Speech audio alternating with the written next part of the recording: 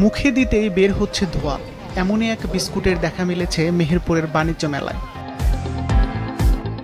খাবারে ধোঁয়া তৈরির জন্য একটি সিলিন্ডারে রাখা হয়েছে নাইট্রোজেন গ্যাস।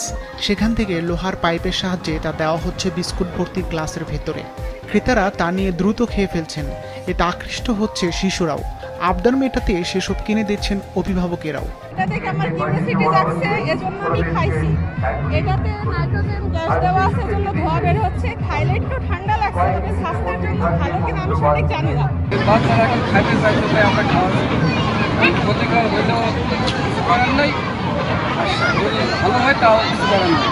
তবে খাবারে নাইট্রোজেনের এমন মিশ্রণ ক্ষতিকর হতে পারে মানুষের জন্য, সে বিষয়ে কিছুই জানেন না বলে দাবি বিক্রেতার।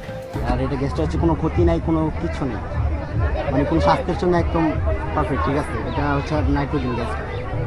জেলা নিরাপদ খাদ্য কর্তৃপক্ষ বলছে, খাবারে নাইট্রোজেনের মিশ্রণ মানবদেহের জন্য ক্ষতিকর।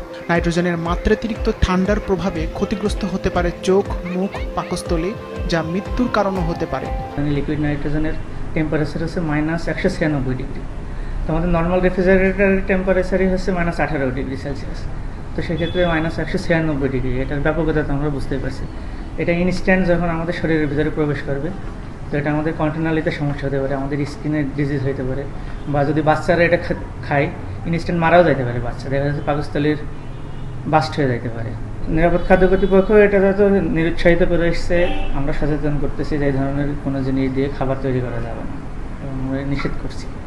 এরপরেও যদি না শোনে আমরা বিচারিক ব্যবস্থা গ্রহণ করব। ক্ষতিকর এই পণ্য বিক্রি বন্ধের দাবি জানিয়েছেন সচেতন ভোক্তারা। তারা বলছেন, এর বিরুদ্ধে দ্রুত ব্যবস্থা না নিলে তা ভবিষ্যতে মারাত্মক স্বাস্থ্য ঝুঁকির কারণ হয়ে দাঁড়াতে পারে। সিফাত রহমান, নিউজ ডেস্ক, মাছরাঙা।